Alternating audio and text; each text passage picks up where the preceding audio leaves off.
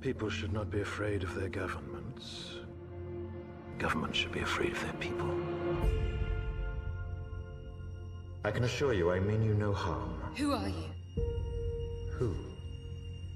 What I am is a man in a mask. But on this most auspicious of nights, you may call me V. Are you like a crazy person? I'm quite sure they will say so. The only verdict is vengeance. A vendetta. Smile, though your heart is aching. Smile, even though it's breaking. When there are clouds in the sky, Are you going to kill more you people? get by.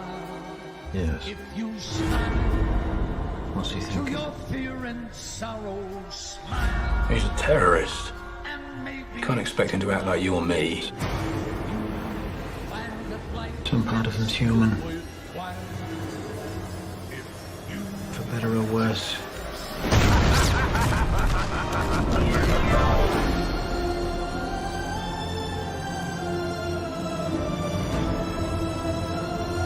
What we need right now is a clear message to the people of this country. I want everyone to remember why they need us.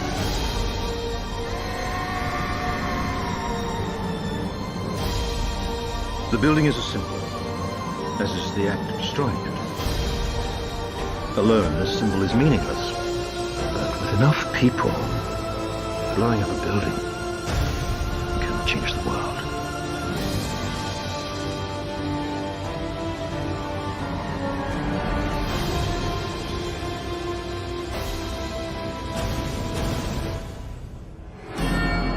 If you just smile.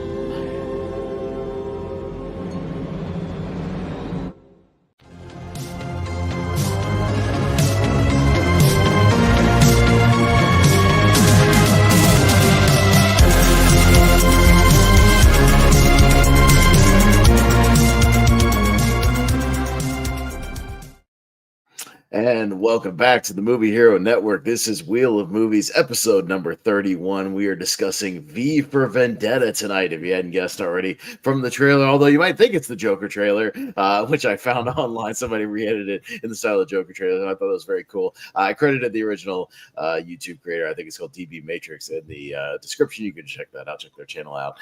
So thank you for that. But yeah, we're talking about V for Vendetta tonight here on the Wheel of Movies, doing a little deep dive. As always, with me, my co-host Richie Goodacre. How's it going, Richie? Yeah, going good, man. Yeah, it was good to go back into this film, and I had a lot of fun revisiting it. So yeah, good to talk. Be good to talk about it because I was pleasantly surprised when it came up on the wheel. I'm like, yeah, cool. Yeah. Yeah. And we're at, I was about due for my yearly rewatch of this movie anyway, so it worked out nicely. and I was just going to say, we're about to, it's cool. We get 2 weeks in a row without having to do a tribute episode. So yay. Yay, we're on a streak, so nobody else die, please. We want to keep doing regular episodes, and we don't want anybody to die. But joining us for this episode, it's one of his favorite movies, and it's a special day as well because happy birthday, Wolfman. He's joining us here on his birthday, so we are grateful to you, sir, for taking time out of your birthday today. We fully gave you the opportunity. We said, I know it's your birthday. You don't have to come on, but if you want to, this is when we film, and you said yes. So, no, thanks for joining us, man. I appreciate it. Yeah, remember the 19th of December, because that is that's my birthday, and I was honored, and I was willing to come on to here for a film that I'm as passionate about because this is like number 11 of my all-time favorite movies. So it's like literally just right outside of my top 10. Like I adore this movie a lot, and I'm a big fan when I not only own the graphic novel right here, which is excellent, but then I own the standard Blu-ray copy that I got, and then I own the Amazon exclusive that looks like the prison cell that comes with like the 4K and like a booklet and all that such. But then I also own an unopened steelbook, and the reason why I haven't opened it is because I already own the 4K. I just want this on my shelf because I love the movie. Yeah, I just have the regular 4K, right there, but yeah. Yeah. There you So I was like, so yeah, I own 3 copies of this film. I love it to pieces, and any chance it's an annual watch for me every 5th of November. So it's just something I have to pop on, and it's one that it's just every watch I see of it, it just gets better each and every time. So I guess we technically could have included Richie in that holiday tournament if it's Guy Fawkes Day, right? Is that like a holiday? It's weird. I was going to talk about because it's like when I came over here, from New Zealand, I thought, oh yeah, it's a thing. It's not really a thing here, but it's a thing in like I remember when I lived in New Zealand, it was like in November, you do the fireworks and shit. In New Zealand, Malcolm might could talk about that. Thinking like. I was reading about it. Like I think in Canada and some other places that they celebrate a bit more. But yeah, but it was kind of cool. But yeah, I don't know. I do remember like it was sort of back then people were lax, giving like little kids sparklers and shit. So yeah, but it was a fun time. But yeah, I had no idea it was like based on an actual dude. I was like, hey, fireworks day. Yeah, no, it was based on an actual guy. Yeah, Guy Fawkes, and yeah, it was a real thing. That stuff at the beginning of this movie, yeah, with the sort of reenactment of him trying to blow up Parliament. Yeah, it was apparently a real thing, and he really was hung for treason, and that was the end of that. He didn't really succeed, but yeah, the poem kind of the remember the 5th of November is pretty famous poem. So, and that's kind of the basis of the movie and the graphic novel. So, and the mask is really popular too. Like people wear the masks a lot, and that's and it's a symbol of that like anonymous like internet group that we used to put out like random messages about like we'll hack your thing or whatever, or we'll take down your system, and it's become like this. And apparently it's part of my trivia. I'm jumping ahead a little bit, but apparently there are still tons of those masks sold every year. just Warner Brothers bought like basically the rights to that mask and gets profit of it every time they sell some online. Because DC bought Vertigo, so that's Warner Brothers owns like. So they basically own the Guy Fawkes design and the mask. So there you go. But yeah, we're talking V for Vendetta. Came out in March of 2006. It was originally going to be scheduled to come out the day before the 5th of November, but it was delayed due to they needed some more production time for special effects and some editing and things like that. So they tried to get it out for the 5th of November of 2005, but it didn't happen. So it came out the following March. Directed by James McTeague. This is his first film. He was kind of a second unit director for a long time. This is his very first film. And, well, let's just say he peaked with his first film. It's only been 5 movies. He peaked with his first film because after this, he goes on to do Ninja Assassin, which is not a good movie. He does The Raven, if you remember the John Cusack. Movie. Yeah, which is like one of John Cusack's last like big wide release movies, that and like Love and Mercy, and then it was just like he hasn't done a whole lot of like wide release stuff since then. He did a movie called Survivor with Mila Jovovich and Pierce Brosnan. Pierce Brosnan. Yeah, I can visualize the poster. Yeah, I think I've seen that. Yeah, it's a very generic poster of like Pierce Brosnan holding a gun in Mila Jovovich's face. It's a very generic poster. I had to look it up and see what it was. And then his last movie, as of 2018, a movie I saw called Breaking In with Gabrielle Union. That's a bad movie as well. Yeah, that movie stinks too. I know of I've seen clips of it. Yeah. It's not good. Yeah, it's no wonder this guy trying to like protect her daughter from like a an ex-husband or something. It's just not a good movie. So unfortunately, James McTeague, peaked with his debut, and just even in this movie, it's not like when you think of this movie, you go, oh yeah, James McTeague. People just think, oh, Wachowskis. No, and that's the common misconception I was going to mention is the Wachowskis' names was all over this movie and the marketing materials and whatnot, but they just produced it and they wrote the original screenplay for the movie. So their names are all over the story credits and producing credits, things like that. So a lot of people get it confused that it's a Wachowski movie, following up like the final Matrix film, but it's not. It's like the Nightmare Before Christmas fiasco. How like a lot of people think, oh, it's a Tim Burton movie. Tim Burton's all over the thing, but it's not. Yeah. It's a Henry Selick. Right. So yeah, James McTeague directing this one. Budget of 50 million, made 134 million at the box office. So a profitable film, not a huge hit, with the budget, but a profitable film. It did over 60 million in revenue on DVD and Blu-ray though, so it sold very well on DVD and Blu-ray when studios kind of relied on that as well. So it was very profitable on physical media, of course, based on the Alan Moore graphic novel that you can still get out there. He wants nothing to do with any of the movies that they make of his stuff. Like, he just hates everything they make of his stuff. He just doesn't want to Watchmen, this. He hates everything, and he just thinks it's all wrong. And like, he's a kind of a curmudgeon, like an old boomer who just like hates everything. It's like so conflicting because he's such a fantastic writer, but he also needs to get off his high horse. He's on his high horse. He hates everything. The Dark Knight Returns, everything they do based on his stuff, he just hates. He's kind of like Stephen King. Like, they're on these like high horses and just nobody can get it right. So it's weird. So so just a couple of quick trivia bits about the thing. The role of Evie, a couple of other notable auditions. Keira Knightley auditioned for it, but did not get it.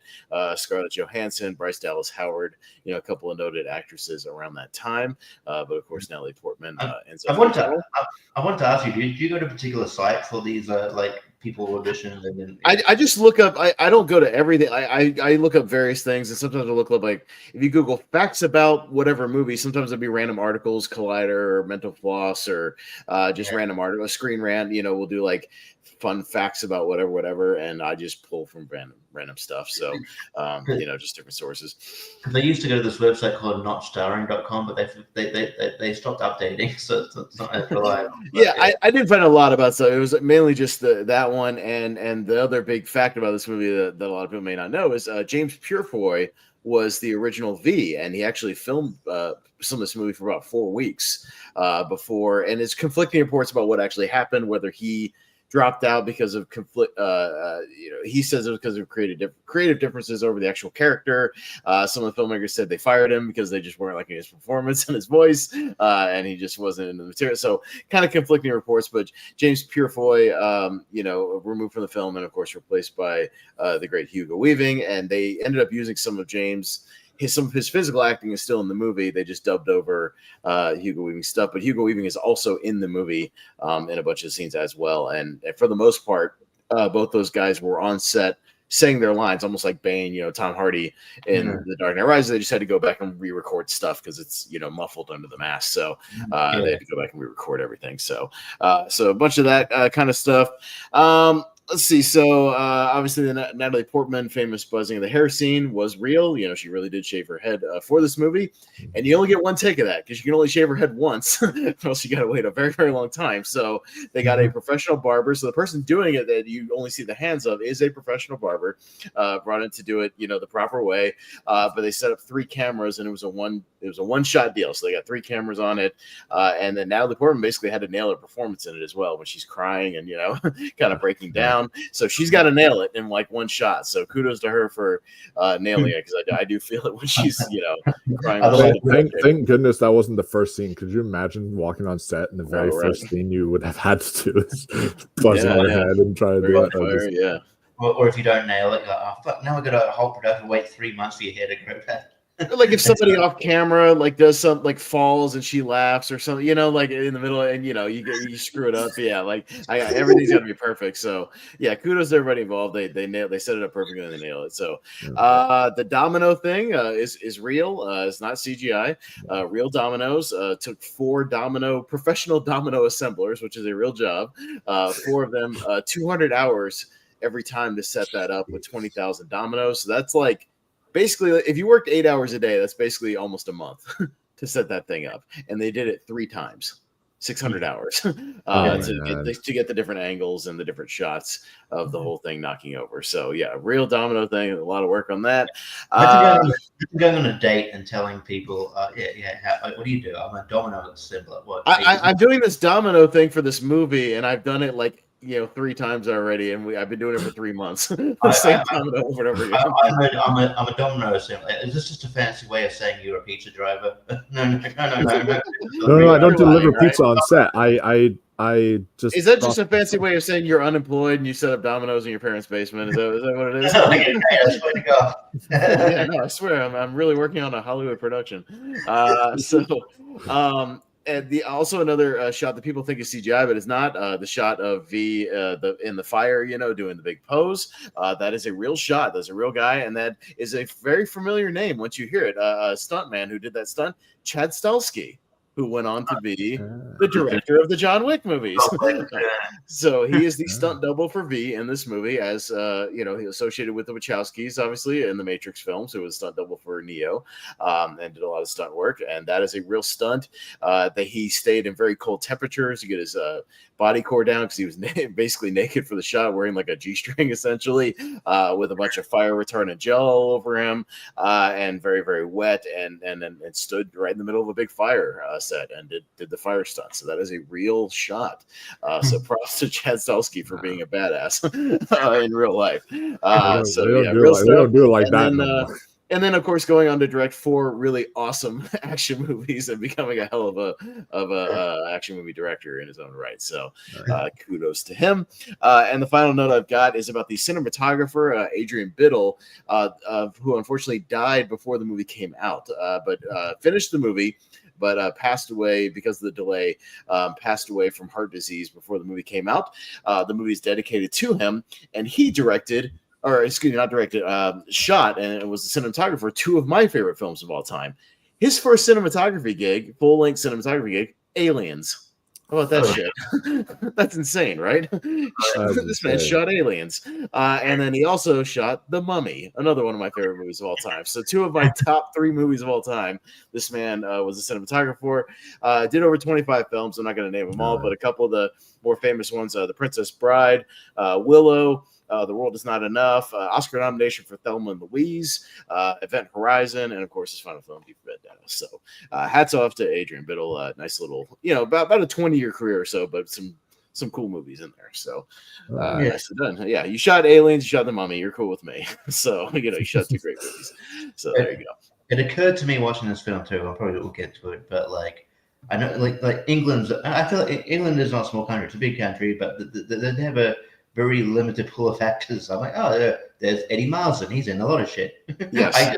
I just saw him in a movie. He was just in there. I just watched the Amy Winehouse biopic, Back in Black. He said that.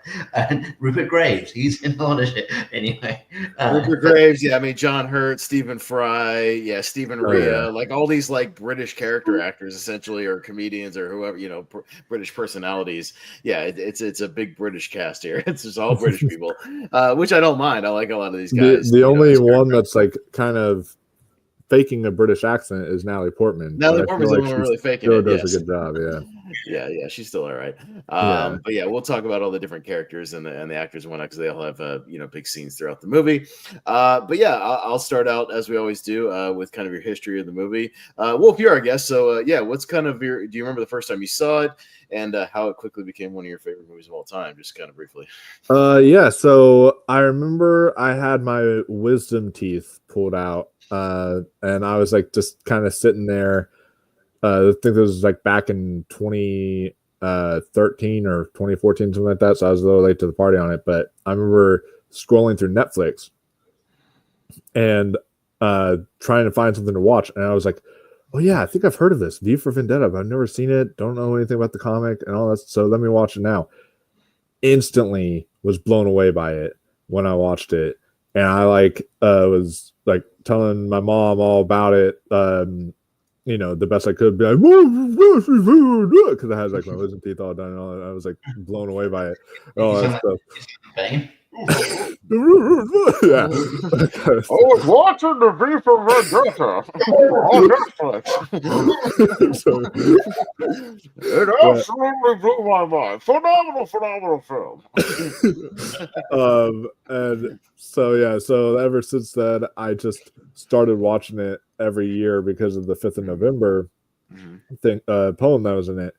And just after a couple more years of watching it, it instantly shot up to becoming my 11th favorite film of all time, and also to becoming my favorite comic book movie of all time, because it's and it was later in high school when I decided to actually read the comic of V for Vendetta and everything, and like actually pick up the book and read it, and then watching the movie again, just seeing how it compares. It's so faithful to the source material. While the source material is even better, like most cases are, the movie is very faithful to it, which is why I find it funny that Alan Moore hates it, because it's very faithful to. I love that. I think the one thing he says they changed is V is more of an anarchist in the graphic novel than just wanting to kind of all that freedom and what. He's more about anarchy and just wanted to cause anarchy, a little bit like the Joker, oddly enough. Just wanted to cause chaos and anarchy. So I think that's what he objected to, is they strayed away from the anarchy stuff in the movie. Yeah. It's just like how, like with Watchmen, how like that basically got everything beat for beat right, except they changed the ending, and so then he like hated the whole thing because they didn't have a giant squid monster fight and such. So it's like the same thing. But I ever since then, every time I watch it, I love it. I like the performances. Hugo Weaving is one of the best performances, even though you don't see his face through pretty much the whole movie. Just the way his voice is, like you can tell his emotions behind the mask and everything. Like he's really good. Now Natalie Portman's excellent in here, and the score is so good. Like when she's like in the rain and everything. You were talking about the cinematography, how gorgeous it looks. Like on a technical aspect is excellent, and just the script. Yeah, the music's by Dario Marinelli, I believe, and it's an Italian composer. And a lot of people say this is like some of his best stuff is in this movie. He did the music for Atonement, which he won an Oscar for, and a lot of period piece dramas, so like Anna Karenina and like Pride and Prejudice. So movies you won't be watching. Movies I don't really watch, but he's an Oscar-winning composer, so kudos to him. He knows more than I do about music, so I'll give him that. And I think the thing that stuck with me so long now as an adult, the reason why I was in high school, I was able to look at it and say, "Oh, this is such a well-made, well-crafted movie with great action sequences and great performances and all that stuff." But now, the further into adulthood you get, I know y'all don't really get super political on this channel, but all I'll say is it's a very relevant and timely movie, and almost scarily relevant and timely when you watch it. And it's like, and seeing it in those views and in that eye, you can almost see it as almost like as a horror movie in a way too, just because of like masking. It's the way it's mirroring our society to England society. So it's kind of interesting. Yeah. Well, it's set in the not so distant future of 2027, so we're almost there. That's true. Yeah. Man, 5th of November 2027 is going to be like a huge celebration day for this movie. For people. It's not all bad. 2027, we get the Bluey movie, so just saying. 2027, we'll get Sonic the Hedgehog 4, so it'll be all right. Richie, you remember the first time you saw it, or how you came to it? Yeah. I first saw it in the theater. I believe it was like my last year of high school. Right, when Wolfman was still learning to talk. No, just kidding. Hey, I'm 27. I'm an old man now. Saw it then, and then I really enjoyed it, and then I think when it came out on DVD, I bought it, and that's how I watched it. I bought it original DVD. And I've watched it a couple of times since then. I really enjoy it, and it was sort of around that time too, 2006. You didn't see a lot of sort of edgy sort of comic book book adaptations like that. I don't know. It was just it was very different to what you're getting at the time. Obviously, after that, they sort of push the push the envelope a bit. But I like a lot of Alan Moore. This reminds me of those weird 90s comic book movies we got in the 90s, where they were just not trying to set up a comic book universe, or one of those, they would just randomly make whatever they can get their hands on in the 90s, and it just it kind of reminds me of that, coming in the 2000s. Dark Man and Shadow and the Phantom and Blade, and like we're just making like the most random. Except it's like better than all of the ones you just mentioned, really. Well, no, I mean, I'm just saying, like, I kind of miss those 90s, the 90s era where they were just making whatever, you know? Like they weren't laying it out to be a plan or a part of a universe. Yeah, not everything had to be That's like true. setting up a universe of shit. Like, it's just like, hey, we got the rights to this thing, let's just make a movie. And they just made one, you know? Like, it was just, I kind of appreciate that. Like, here's a story and here's a graphic novel, let's just do it. And this is almost, it would have come out the same year, and after we were also getting graphic novel adaptation of like History of Violence and like Road to Perdition, like other not like comic booky things, but you know, just these like other graphic novels. I love History of Violence, the Cronenberg, that movie's great. But like those types of movies. So, and then we would get Watchmen, you know, a few years after this. But I missed this kind of era where it wasn't just all about like MCU or DCU or just everything, you know, has to be connected to everything. We're just going to make a cool comic book movie. Also, I mean, just to beat track a little bit. I hate when, like, you know, if some actor is a part of like the MCU, like you know, tablets or whatever, like, you know, movie sites or whatever, or like refer to them as like, you know, like for example, I saw like you know, the trailer for that, was it Death of the Unicorn, which looks bonkers, but there's someone put, oh yeah, it's starring Marvel's Paul Rudd. I'm like, no, he did movies way before that. Stop calling him Paul Rudd. No, he was Paul Rudd long before that. Yeah, he's been Paul Rudd for a long time before he was Ant-Man. That annoys me. It's like they're not defined. It's just like a direct, like whenever I saw like the Nice Guys trailer, it says like from like writer director of Iron Man 3, and I was like, no, like what? No, you can do like Shane Black's done other really good movies. Done other movies. Like, you'd want to like, you know, reference something that's in vain of what you're promoting. Like if you're going from writer director, if you're talking about Nice Guys, you'd probably say it from writer director of Kiss Kiss Bang Bang, wouldn't you? Or say like from the writer of Lethal Weapon, from the writer of like, you know, Last Boy Scout. You know, you want to go for like the more gritty movies, you know, that are in line of what you're doing. Yeah, not the Marvel audience, just because it's just Ryan Gosling. But that would annoy me too. But yeah, let's get into it a little bit. Let's talk about Hugo Weaving, because he's the star of this thing. This is like peak Hugo Weaving. He's everywhere around like the early 2000s, because he's got The Matrix in '99, so that kind of kicks off his millennium. He's in, you know, all the Matrix movies. He's got the Lord of the Rings going on at the same time, so he's in those movies, and then he kind of caps it off with this, and then he's in Captain America, you know, a few years later. I mean, speaking of Marvel, but I mean, he's kind of everywhere in the 2000s, and this is like peak Hugo Weaving, and I feel like, I don't know what he's up to lately. I feel like he's kind of gone off the radar for a while, and he was really kind of a really big star around this time. Yeah, we're talking about it recently. It was like he's he's still like, you know, like working, doing like you know, like a lot of Australian stuff, but not like, I think he's in that Gary Oldman Apple TV show Slow Horses, but that, like John Oliver said, that's where actors go to hide. Apple shows. Yeah, so, and it's not like so not anything. Not anything like great. I mean, I don't know if he's. Yeah, I don't know when that Gollum movie is going to be set that Andy Serkis is doing. He was in a movie. He's in a movie this year called How to Make Gravy, and it's a. I know better than that.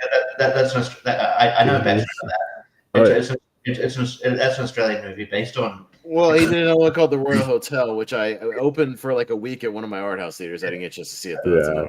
That's a good movie, by the way. That's a really good movie. But How to Make Gravy is based on it's weird. It's a sort of like a very popular song by this singer called Paul Kelly, called How to Make Gravy. It's like around Christmas time. It's about Christmas, and so they made a movie about that song. And then, so it's about a guy just standing in front of his kitchen making gravy, I assume, right? For like 2 hours? It's a bit more complicated, but yeah, I don't know. Okay. It's got an eclectic cast. It's a Binge original. Binge is a streaming service on over here, and another streaming service. Got another one, So that's what How to Make Gravy. But yeah, like he hasn't done much outside of Australia, but yeah, he's obviously done that. TV shows and stuff. But yeah, I'm guessing if the Lord of the Rings thing comes up, he might do. But yeah, I don't know if the Gollum thing is, set in the same like how far the Gollum thing is set in, whether he could factor into that somehow when the Andy Serkis thing comes out. I don't know, but I think he should get cast for more stuff. He's good. Yeah, no, and he's great in this movie. Given that, Natalie Portman. I mean, she's coming off the prequels. I know, she got kind of mixed reviews for her stuff there, but that's also, I mean, she wasn't given a lot of material to work with. Let's be great. George Lucas is not the greatest writer in the world, but I feel like around this time she was trying to kind of break out of that. Even in between the Star Wars, she did Cold Mountain, which is a movie I don't like, but she's in like Garden State, and she does this, and then she goes on to do. She's in like the Darjeeling Limited and the other Boleyn Girl, and she starts to break out, and I think finally Black Swan is like she finally kind of breaks through and starts to get like really, really recognized as like a top tier A-lister. Yeah, I feel like this movie sort of helped her with that breaking out sort of like that, and then getting those sort of bigger roles. Like what hit or miss as to whether the quality wise, like in my opinion, but like her performances, like getting more recognized, and she's like when come off the season, she's always sort of like she's always going to be like a factor if she's got a movie coming out.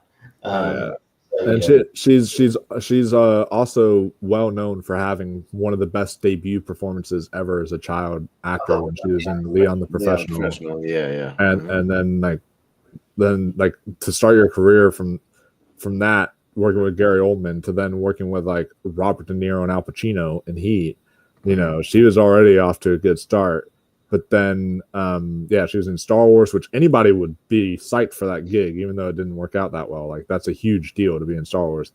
And then now she's like, doesn't really like talking about Star Wars, because V for Vendetta was really the one that like brought her into stardom. I feel like that's the one that like where everybody recognized her, and for a good reason. She's incredible in this. When she and this was around the time she also, if you remember, she hosted SNL and did that digital short with Andy Samberg where she rapped, and that was great. You remember that rap video she did? And that was really funny, and I felt like she was kind of re-emerging or reestablishing herself kind of in pop culture. So I think this is also like well known for being a part of that there's that gif which is like good for you kind of gif, like which is the Oscar thing, and she's doing the really sarcastic. I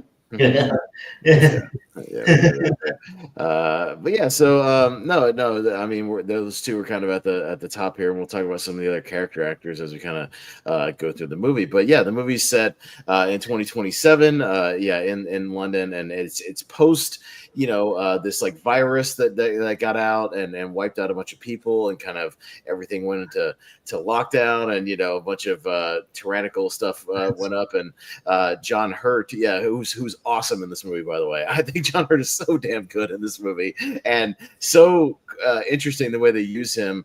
And I know the irony is not lost on the filmmakers. The fact that he starred in the original 1984, the movie adaptation way back when, and then him just being like the guy on the screen all the time, just ordering everybody around. And if you notice, I believe I read something like this. Anytime he's on the screen, not necessarily when they bring him out in person later, but when he's on the screens, he never blinks. He just stares, like his eyes are just wide open, staring at everybody the whole time. So that's adds to the ominousness of it. But he's great. He's so awesome. Don't get in a staring contest with him. Jeez. Or Christopher Lloyd. A virus wiping out a lot of people, causing lockdown. I don't believe it. I don't think that. I don't believe that could ever happen. And people covering up the true source of it, and then it coming out later. That can never happen. All right. So, anyways, we won't get too much into that, but there's a reason why this movie again spiked in popularity along with Contagion and Outbreak in like 2020. Let's just put it that way. People started watching this movie again. It's another reason why I say this film is extremely relevant. No, it's very It's relevant. like- I remember Oh, yeah. watching it again and going like, "Oh shit!" Like that's weird. Yeah, so yeah, that's kind of the kick off of the plot. He starts a new political party. He kind of he gets in there and basically becomes a dictator. He becomes the High Chancellor Sutler, and he's got this very ominous like that kind of it's almost like an upside down cross, the black and red type of thing, for the party symbol. Yeah, it's basically a Nazi. It's No, kind of no, it's definitely like a Nazi thing, like for sure. I mean, they call the foot soldiers fingermen. They all have kind of like weird names, and they just more outright say it. But yeah, it's basically like he's the new kind of Hitler guy, running the show, and he's got his own little Gestapo running around, and bagging, tagging people, left and right, and just everything's censored and left and right. So yeah, it's a total like dictatorship, totalitarian state. And yeah, everything on TV is all propaganda and state-run media and everything, which it's clearly also a take on like the BBC, even though they don't call it the BBC, but like the state-sponsored news and the programs. And then oh my god, you've got I'm pulling up the actor's name. He's so great. It's oh my god, what's his name? Jeez. Why am I blanking on it? Roger Allam as Prothero, the guy who's like the British Alex Jones. He's so good. I wish he was in more of the movie. The guy who's like England prevails. Like he's so awesome. And I hate that we only get him really in like the first act because I would have liked to see more of him. But he's really good. Yeah, you get all this like state sponsored propaganda and TV shows. BTV, I think the network's called. Was it BTV or something like that? Something like that. Yeah, it's like the BTA or something like that, whatever it's called. But yeah, which like is a really television interesting authority. commentary on our media, how all the different news outlets are all kind of Well, it's the thing of like, there's always the thing about like how when you actually break down who owns what media conglomerate, it's always like one company that owns all these different stations. Yeah. And these channels are, Rupert Murdoch owns all the Fox stuff. So like, it's all just whatever goes in his brain or, I mean, I'm sure Richie, you have like an Australian news source or something like that, like TV channels and whatnot. Yeah, our Sky News is Sky News, of course, basically our Fox News, which is like very alarmist bullshit. But yeah, so yeah, like there are literally apps now where you can get like you personalize your like your viewing. Like it's like, oh, you want left, you want centrist news, you want left links. So that's how news sources that go because you can. It depends on who owns it, so you can curate your news basically. So we kind of set up all the pieces of this thing or whatnot. Evie she works at the actual station. She's not like on TV or anything. She's just she's kind of like a file clerk or something. You can tell she's just kind of a person just running around the station bringing coffee and filing things and whatnot. But yeah, she gets caught up with these fingermen, these Gestapo, essentially these SS guys running around after curfew. She meets V, who takes him out, and we get that. It's a great introduction to the character, one of the great sort of character introductions, because he takes out these guys and then delivers that monologue where it's the all V words, just basically running down every V. You knew to write this, they had to just look up V in the dictionary and just try to make something out of every word they could possibly find and make it make sense. That had to be terribly difficult. And it reminded me of that alphabet. There's alphabet rap that Daniel Radcliffe did. Daniel Radcliffe, Jimmy Fallon. Yeah. No, it definitely reminds me of that, of like how complicated it must have been to actually write that monologue and only use mostly V words. Good. There was a Cinema Sins video, whatever, he's like talking about all the V words in the monologue that he does. They were like saying using every single V word in the dictionary except for vagina. Pretty much. And I was like, yeah, pretty much. Well, I mean, there wasn't really a way he could work that one into it, but he's doing vengeance and viceroys and words I had to literally Google. No, some words that I had probably heard in passing somewhere, but I had never heard like context and whatnot. But it's a good little introduction. And he this opening scene, he's got he blows up like this kind of national monument and kind of makes this big statement and whatnot, sort of announcing his presence, and you see that he's kind of here to cause some chaos. So yeah, what do you guys think of this whole like opening, introduction to V essentially?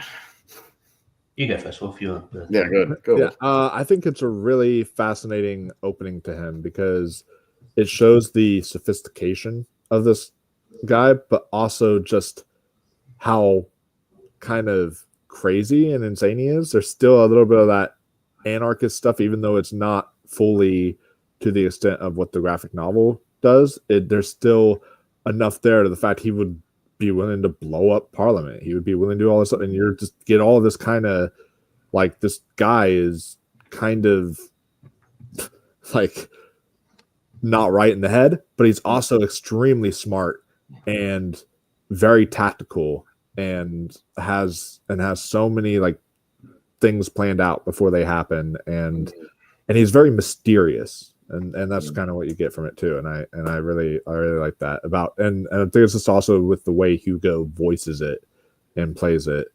And I know you don't know which one is which actor and which scene doing it, like in The Mask, but as far as how he voices it, it comes off as kind of a little mysterious, but also sophisticated and maddening. So I like it. I like it all.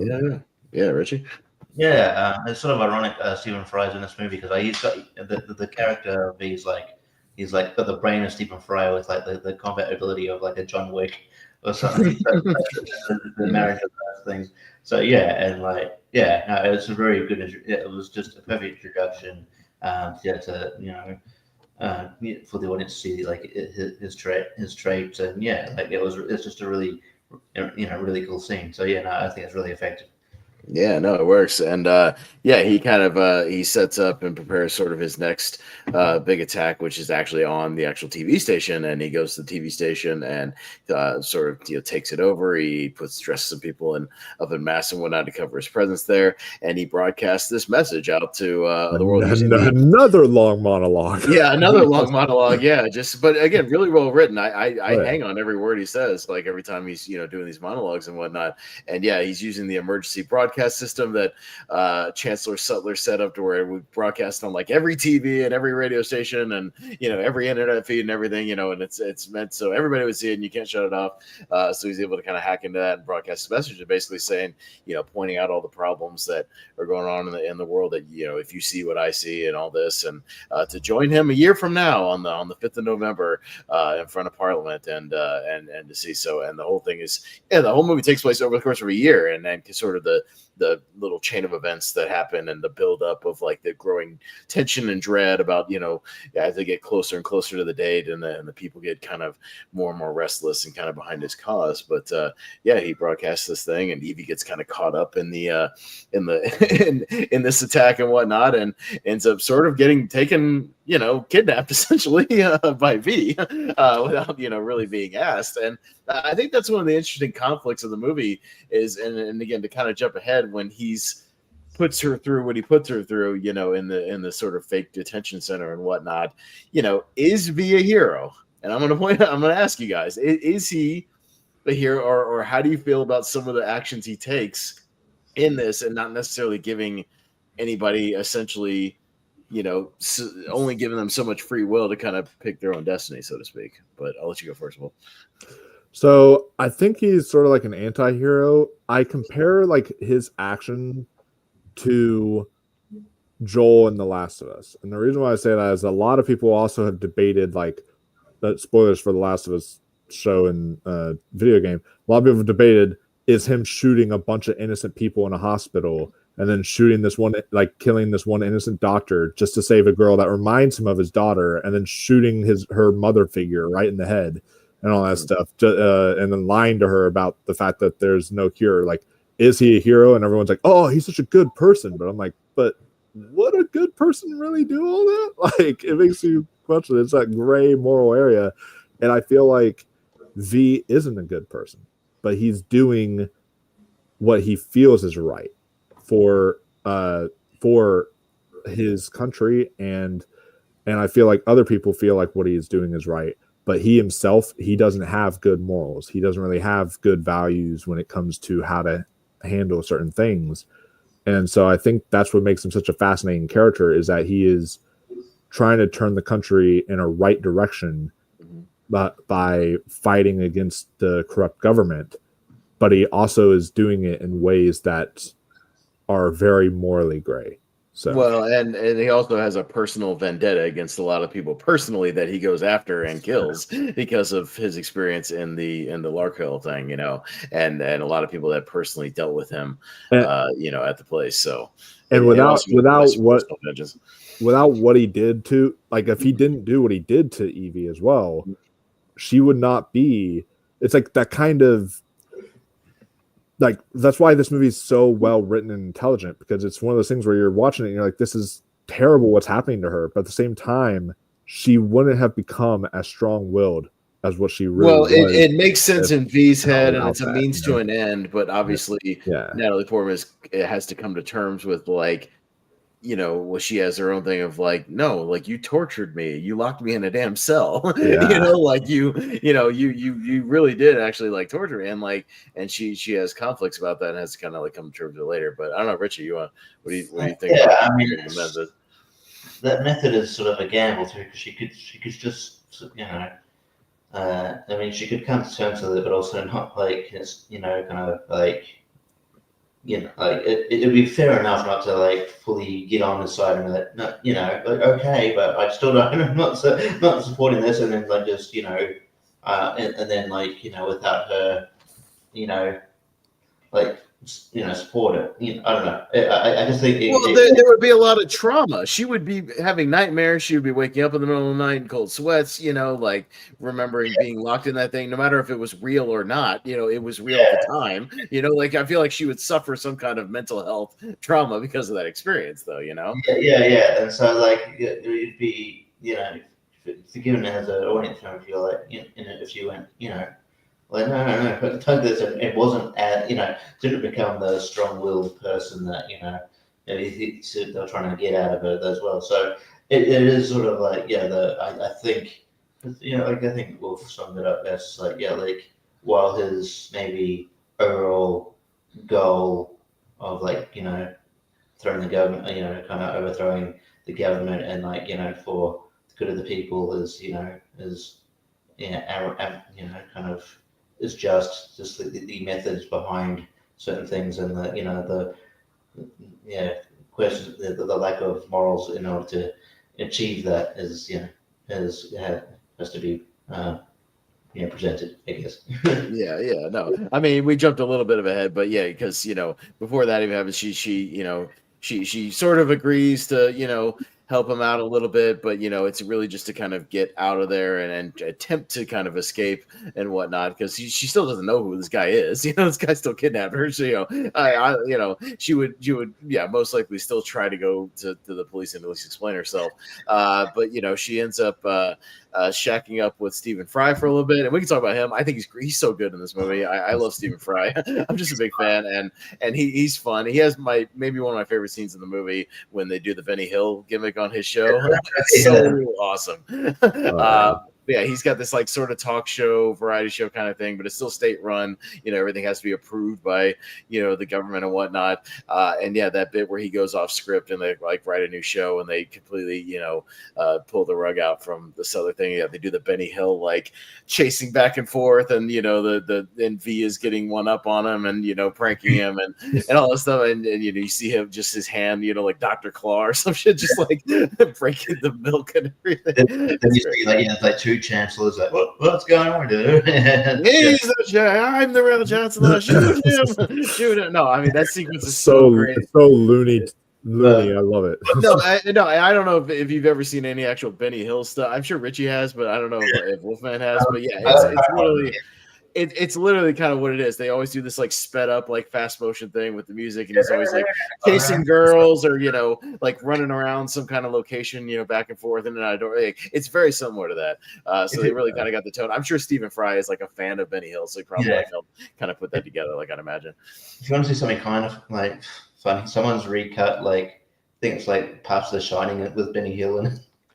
I saw that somebody did the kind of the climax of Friday the 13th Part 5 to Benny Hill when the girl and the black kid are running from Roy and Jason, and they sped it up and added the Benny Hill music, and it works perfectly. It's very, very funny. Yeah, you can see recut stuff like that for different movies.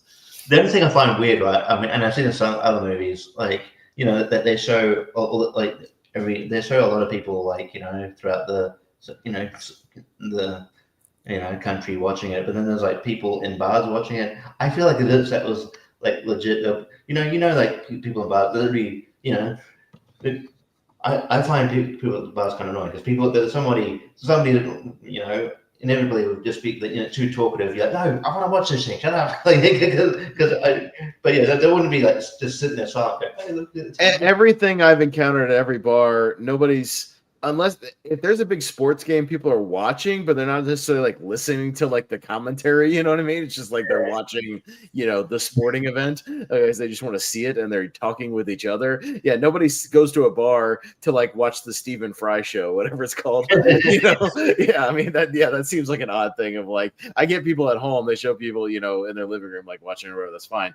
But yeah, if people don't go to the pub and watch the Stephen Fry Variety Hour. Or whatever. Well, hey, you never know. In London, England, maybe it's a little different. Maybe it's like mandated. It might be like mandated by something. It's like, hey, you can go to the pub, but like our state-sponsored TV has to be at a certain volume to where you can hear all of our propaganda. Like it might be like you're gonna stop your conversation you're having, and you're gonna marvel at what you're watching. Yeah. It might be something where literally it's like mandated, like that. It has to be at a certain volume or something. Yeah, I would imagine it could be something like that. So maybe that's an explanation. But yeah, we get all that stuff. That stuff is fun. But he gets bagged and tagged and presumably killed because he's also got like a secret room with a Quran because they've like banned religion and like an old Bible and a Quran, and he's got some old like a Nazi flag, but he's got all this like historical stuff that's all been banned.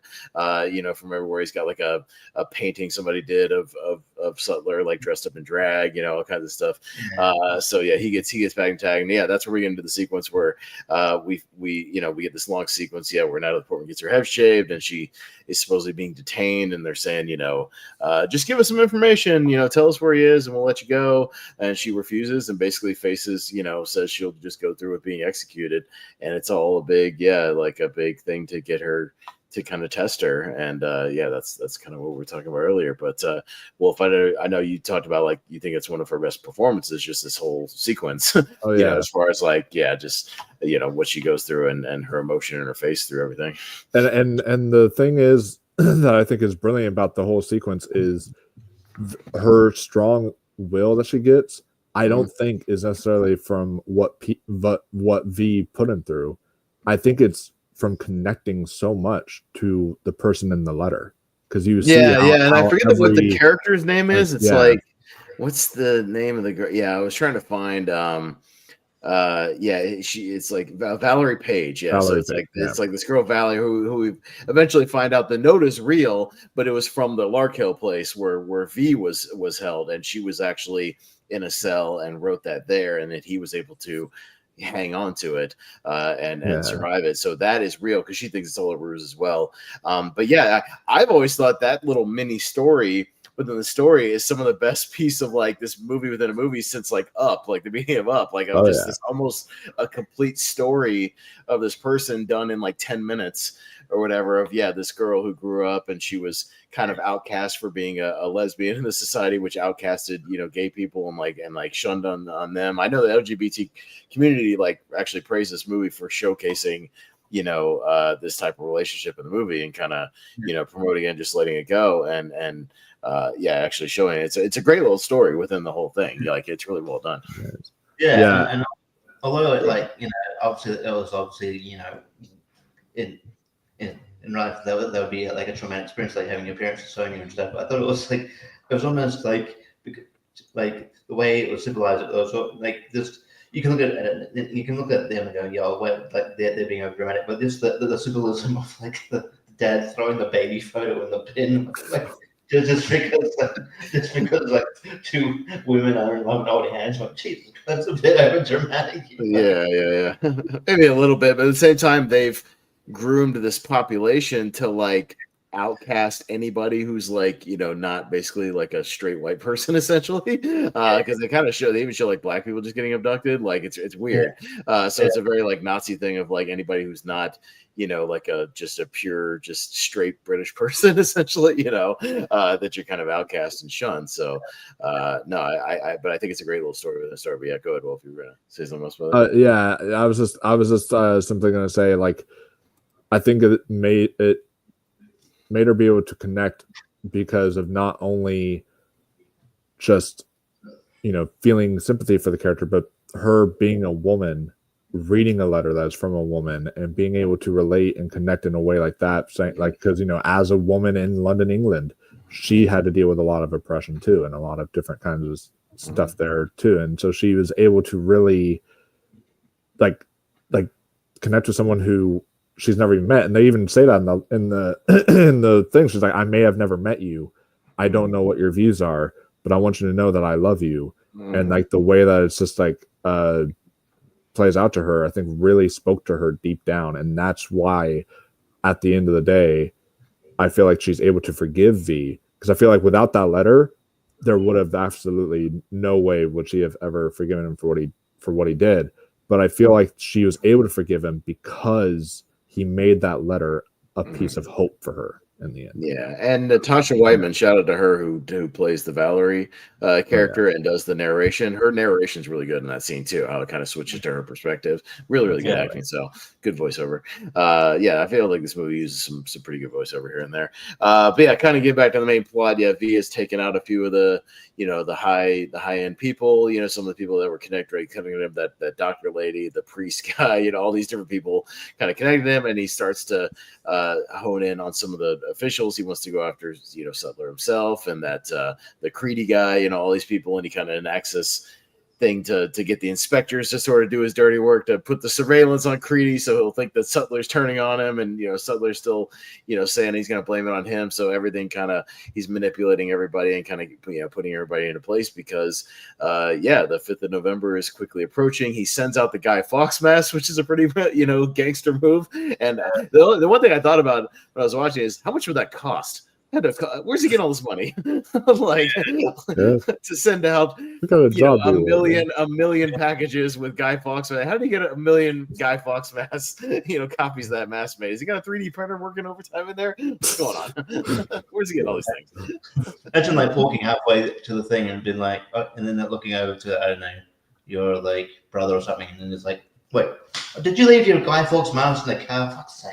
Just laying everywhere in the streets there, and everybody's houses just all over the place. There's a bunch of the garbage. I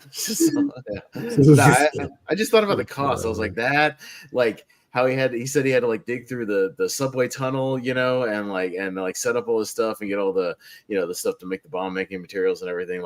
I guess it's sort of implied he hijacks like supply trains, and maybe there's ones that have like money on them and stuff too. So he's got maybe some resources that we don't see, you know what I mean? Or something, or he's probably got the means to do some heists here and there, get some kind of financial means and whatnot. But yeah, it's all just kind of implied. We never get to see any of that, because even the butter thing, he just briefly mentions, oh, I took it off a supply chain going to Sutler's house. And it's like, oh, I just hijacked a train, So, I mean, he's all right. He's a superhero kind of. And I think they're on to him at some point, because like another meeting with the chancellor, we're all like, in agreement that like the bomb will come from like an air raid or whatever, and then so the only person that doesn't is Stephen Rea. Yeah. Rea's character is like, no, it's on the train. It's like, he's just like, it's just just a hunch or something. He just kind of and he's been shit on the whole movie too. So even he's starting to be like, yeah, fuck this guy. You know what I mean? Like, even he's, even the people, like, even the Creedy guy, like, you can tell when he's getting reamed by Sutler, like, near the end of the movie, like, he's not a good guy or anything, but you can tell, like, he gives these looks of just, like, dude, this fucking guy. I'm so done with this dude. You know what? Maybe this is an opportunity to just get rid of this guy. And when he's presented with an opportunity to like conspire to take him out, dude, he has no problem later when V, like after he says his piece with him, he just pulls that gun right out and just pops that dude right in the head, like no hesitation. Just boom, just no problem. He's like, yep, no, I got you. Well, one thing I love about like the way V, like, I know this is kind of a weird sentence. The way I love the way he kills. I know that's kind of a weird way, but like the way he like kills certain people in this movie, I feel is so fascinating because you can tell who he likes more than others. Because like the one blonde lady who worked for the government too, the doctor lady, like her, he like gives her a super peaceful death, and he's like talking to her on the bed and all this stuff, and he's like putting he just like injects her with some kind of like poison or something. And it's one of those things where it's like they're treating it almost like it's like they're almost like friends in a way. Like he doesn't like it, so he'll give her something like a peaceful death, but then he'll give someone else like Sattlers and then not that peaceful of a death. Like there's always he's just like, oh, I'm just gonna wrap my hands around your neck and I'm just gonna break your neck up against this or whatever. Just snaps him. This plan comes together. They get Sutler. He has a pretty cool action sequence where they pump him full of bullets, and he's got like steel or armor on, but he's not protected his whole thing. I mean, he gets hit like a couple of times, like he's bleeding. But he's got enough adrenaline. I guess maybe he shot himself with adrenaline or something. He's got enough going to where he pulls a Scarface essentially. Remember Tony Montana gets pumped full of bullets, and he's still just like, come on, I still standing. I take your bullets. So he still finishes his job. He did, by the way. One of the signature moves that I can do in Assassin's Creed Odyssey, where it's called like a one kill or something like that, where you sweep the guy's leg and then you stab him on the way down. You can do that in Assassin's Creed, and he totally does that to one of the guys. And I was like, I do that in the video game. No, the action is super badass, and that whole scene where he's like throwing the knives and they're like just going into everybody, and like the way they do it, it's like slow motion in a way, but also fast motion. It's like a way of like combining it. Like you see the little like streaks of the knives as they're going. It's very almost 300 the same year as 300, because 300 comes out like a year later. 300 comes out. And it's very like pre 300 a little bit. Like it's very Snydery, the way they do the fight scene, which I don't hate because I like the Snyder stuff. But he takes those guys out, and it's time to he's got this subway train, the tube loaded up with all the kinds of bombs and stuff, and he leaves it to Evie to make the decision because he said, I put you through this stuff, and but he's like, I can't be the one essentially to pull the trigger. He's like, you need to make your own decision. If you do it. If you don't, if you resent me, okay. And he kind of lets her make the decision. So, it's kind of interesting. But what do you think about this whole finishing sequence? We get all the people dressed up in the mask, converging on the square, and everything. Everybody's standing down because they got nobody to give orders and all that. But what do you think about how it all comes together? So it's funny when I first showed my mom this movie. After I watched it one time, we were watching the scene, and she was like, "Wait, what? That's a twist out of nowhere!" Because she heard the line that Natalie Portman says, "Like, he was my father," and then she takes a pause, she's like, "Wait, what?" She was like, "He was her father," and all this stuff. And then she's like, "My brother, my brother, my mother." I was like, "Oh, okay, never mind." It's not Star Wars. And then because she also says he was Edmond Dante's, like the Count of Monte Cristo guy from the movie that they were watching too, like the actor. And it's just like she's like, "Oh wait, okay, no." She's making like an allegory. It's like, oh, he's all of us, whatever. He's all of us. But I think it's really touching because it just shows that like even though some of his morals were questionable and the actions that he did were questionable, you can tell he genuinely had like care for her and really wanted not only his country to feel safe, but most importantly wanted her to feel safe and wanted her to be protected. And so by the sacrifice he makes, it's very profound and poignant in a way to let her move on. Well, and it's interesting how the mask is set up, that even though the mask doesn't make an expression, almost the way he just moves his body with the mask, you can tell if he's sad or if he's like regretful or anything. It's really interesting, like how it's still able to convey, like you said, the emotion of like when they're having that last dance, before he goes out there with the jukebox, like they're you can almost tell what's going on in the mask. But yeah, go ahead, Richie. Yeah, no, I like how it was very, it just made for like a really great visual, and then just great, great story, like with how he's very emotional without actually specifically, being, through the mask without, obviously it being that obvious. And I will say, even no matter how menacing or that, controversial his methods are, I'll never get the image out of my head of him having a Guy Fawkes mask, but also wearing a floral apron. That is. Oh, yeah, when he's making the eggs in a blankie or whatever he calls it, eggs in a basket. Yeah, when he's like flipping the toast with the egg on it. Yeah, and he's just like, Yeah. It's an interesting and I watched it. I watched it with a gay friend of mine too once, and he was like, literally, it's like because there's a lot of the LGBT allegories in there. He was like. Right. I think that might be the most queer thing I've ever seen in a movie. He was like that has to just be confirmed that V is like LGBT, just to be able to wear an apron like that and just be flipping. I'll say one thing I like is they don't force like a romantic relationship. Yeah. Like there's a thing where like she like kisses him ass on the mouth, but it's not like a romantic kiss. It's like it's like a goodbye, like thank you, kind of like it's just like a mutual like more of just like a sentimental kind of thing. It's not. I like because they could have gone that route, where maybe she like falls in love with him, but I'm glad they didn't, like and just she takes off the mask. And, takes off the mask and it could be really dramatic and cheesy, and they don't go that route. Yeah. I'm glad that brief moment where he was sort of maskless, just with when he's talking to the. And he just had the glasses on. He looked like Jermaine Clement in Men in Black 3. But they found a great way. They found a great way to still keep his face shadowed to where you like could barely make it out if it was him or not. So and it's still his voice. But they got some good stuff there. So I mean that's most of V for Vendetta. Again, we don't go into like super detail on every single scene, but just kind of the highlights. But it's a really solid thing, and it's goddamn this movie's really fucking good. Every time I watch it, it's not one I put on like over and over again, like as like one of my favorite, because when I do want to watch it, I want to sit down and actually like just get absorbed in it and just go along for the ride.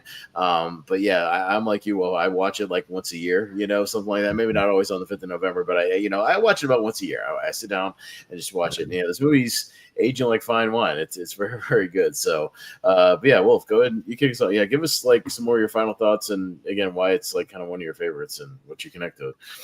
Yeah, I it's one of those things where I feel like it's held up better today than it has even back then. Because back then in 2006, there was some things that we were dealing with. I mean, I wasn't around to really experience them as strongly as people who were older than me. Well, you were growing up, but there was still like I feel like today really mirrors a lot of what this movie is talking about and what it's addressing, and sort of like what we talked about on the Wheel of Movies for Galaxy Quest. Like if you make this movie today, like man, it's like gonna be like it would be banger like everywhere. People would be talking about it, and that's why it's made such a statement, because of how today people have been revisiting it and really connecting to it. And I feel like it's grown in popularity since then. And it's just one that I will always admire for all the great stuff. You were talking about peak, the director being peak and peak Hugo Weaving. There's also peak Wachowskis, because they did like Matrix, and they went on to do V for Vendetta. And then after that, their career it's like what, like Speed Racer and Cloud Atlas, and Ascending, and then and so, then the most recent Matrix movie. It's just they just don't have that same spark. They had in the 2000s either. So it's I don't know. The movie's just kind of it's like a right place, right time, just kind of collaboration. You know, everybody's kind of in the right place at the right time. Portman is, Weaving is, McTeague and the Wachowskis are, and like I said, I think if either this and even Watchmen to a degree, I feel like was kind of ahead of its time because it was like before like the MCU and the DCU kind of blew up, and I feel like if you put out Watchmen in the middle of all that, where it's almost this like anti-superhero movie, of this like more grounded, like almost like where superheroes are reviled rather than revered. I feel like that maybe that movie goes over a little bit more. I don't know. I feel like that movie's kind of ahead of its time too, like, even just by a few years. Before it's like peak MCU. Because now we get stuff like The Boys, which is about that very same thing, and it's like, right. Yeah, where people don't like the superheroes. They're just like, they're shunned upon. Anyways, Richie, what do you kind of some final thoughts and whatnot on the movie? I really love this movie, but I kind of forget half the time I'm in watching it, like how good it actually is, and but it is really good. I find it ironic that the last time we had Wolfman on was for Galaxy Quest, because like Galaxy Quest, this movie's ahead of its time. So it's like for those movies. But I think it's just the performances are great, and I like with the Vertigo comments. I read some of their comments. I wouldn't mind seeing like a lot of stuff from their kind of from their library get adapted. I think they've tried to. I think that was Bloodshot Vertigo. I think it was, but that was not great. Well, they tried to do they did the Sandman on Netflix. That's a Vertigo thing, right? I mean, they did Constantine again. That's around the same time, 2005, and I like Constantine. Again, it's different, and I hope they do the Constantine sequel with Keanu. I know he wants to do it, and I think it's finally getting off the ground with him and what's his name, Francis, or the original director who did that one is coming back for it. I feel like these movies would stand out a little bit more if they started doing more of those instead of just something that again fits into a universe where everything's just setting up this whole new thing. It's ironic we're doing this the same day as the new Superman thing, and it's like there's so much riding on that Superman movie. It can't just be a Superman movie. It's like this is the kickoff to our brand new 18 projects right after that, where we got to have 12 characters in the movie to set up their spin-offs, and I'm just like, can we not just have like a Superman movie and just do that? It'd be because you put so much writing on it that it can't just be good. You know what I mean? It can't just be a good Superman movie. It's got to be like a good movie and set up 50 things ahead of in the future. I missed Constantine wasn't trying to set up a universe. It's like that came out. It was just a fun movie with a unique concept. This comes out. It's just a good adaptation of the thing, and there it is. We're not setting up another sequel. Even some of the other ones like the Dark Knight trilogy was never there to set up a universe, and then you never had Superman Returns there to set up a universe. You never had any of those kind of DC movies there to.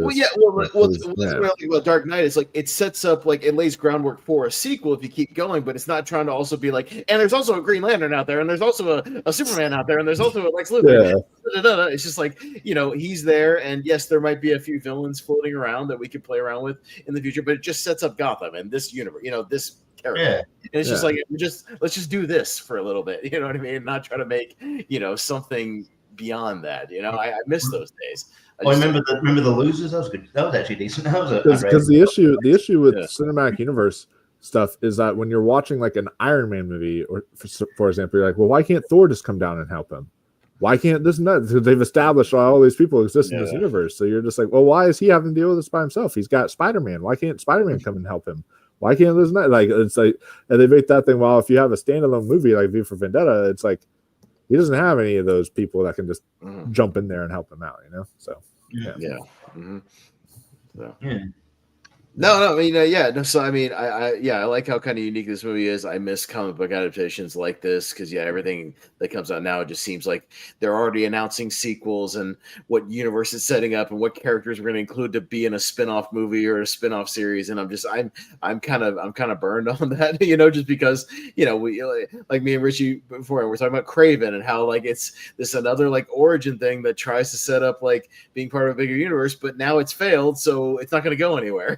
it's all there, but it doesn't go anywhere. And so it's just another dead movie, that just tries to be a part of this universe that just it's not going to happen.